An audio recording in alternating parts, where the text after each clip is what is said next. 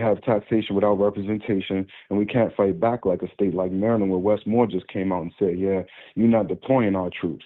So the reason that we it's harder for DC to fight back is because it's not a state.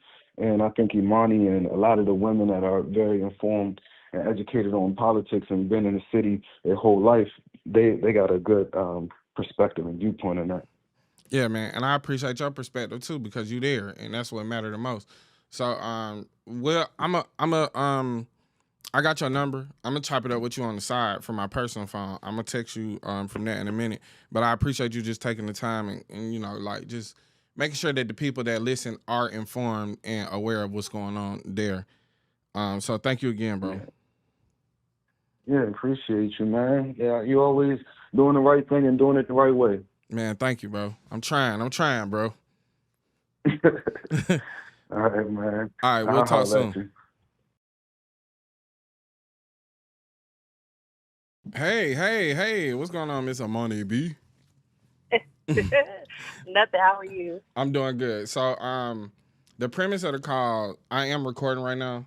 We could probably talk on the side some other time, but the premise of the call is, given my platform, people are curious about my opinions on what's going on in DC. I don't really feel like that's completely my place to speak on it. So I wanted to talk to people that's actually out there, that are active, and that are experiencing it from y'all perspective.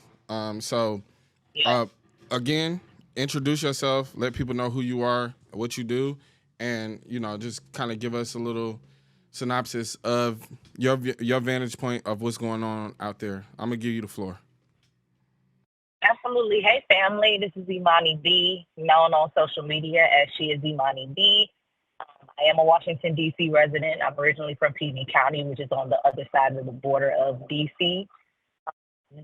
Yeah, there's what it is that you all are seeing is what it really is. The videos that you're seeing with ICE, the video that you're seeing with the National Guard, the video that you're seeing with our own Metropolitan Police Department and our own police department doing the things that they're doing to the people of the city. These are all real things that are happening in real time.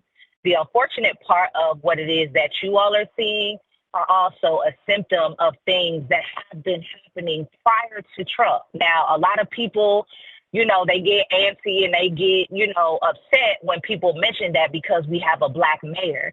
And if you didn't know, D.C. doesn't have a governor because D.C. is not a state. So the mayor is our chief executive. The mayor is the one that is responsible for our city council, our budget. She's responsible for the police department, the fire department, and things of that nature.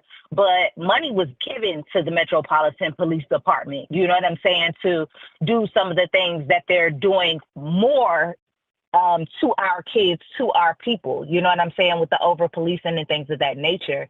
And unfortunately, some of the things that have already been happening to DC prior to Trump being in office again were things that kind of created an open door for him to come in and do the things that he's been doing to our communities. The encampments that you guys are seeing being taken away, people's things being thrown away in real time, that stuff has been happening prior to Trump coming in. And like I said, that does not absolve this fascist regime of a presidency. These Republicans, these white supremacists, they don't get no pass. But I'm just giving people just a little bit more context to understand that these things that the folks in D.C. that don't live in certain zip codes, and if you didn't know, D.C. is broken down by wards. So when you look at a Ward 7 or a Ward 8, which is predominantly Black communities, predominantly poor communities, predominantly folks who are, paycheck to paycheck potentially, or folks that need additional services from, the city, you know what I'm saying? These are communities that have always been ostracized and thrown to the side. So the activists and the people that you see outside that are fighting, they've been fighting. They've been watching. They've been standing outside of courtrooms, inside of courtrooms, trying to find people's relatives because people get picked up off the street and there's no information as to where these people are going. So yeah, shit is really real out here. It's really real out here. Man, so we've had a couple of different calls. I've talked to a young lady named Nina Rivera. I've talked to Neighborhood Alki, of course. I've talked to Afeni, Facts and Fire. And like one of the things that seemed to be a pretty consistent sentiment is the attack on Black youth and the profiling of Black youth. And one thing that Bobby had pointed out was that these are federal agents, so these aren't Metro Police. Like, of course, the Metro Police Department is has a significant Black population and officers, but these federal agents that are being shipped in, they're not from these neighborhoods. They're not even from that city, and so they're policing Black skin. Period. And I make it comparable to like vagrancy laws. Do you have an opinion about that, and also like how it's affecting immigrants and the homeless? Oh yeah, I have big opinions because I'm a parent and I have a son. You know what I mean? My son is 8 years old, and you know, I don't know if anybody else mentioned on the call, but if you all don't know about DC, our kids don't have like a school bus system. So we don't have like the yellow buses and stuff. Our kids ride the Metro bus and they ride the Metro train. That's how they get to and from school, right? Unless they have the privilege of a parent that has a vehicle that could get them to and from school, right? The majority of our kids get a Metro card to go, you know, to where it is that they need to go, and school is about to start.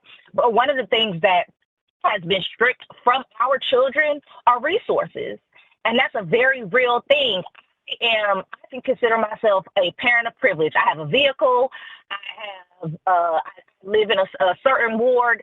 You know what I'm saying? My son goes to a pretty, decent school, but, it's a mixture of kids, thankfully, because a lot of these schools allow kids from every neighborhood to be able to come.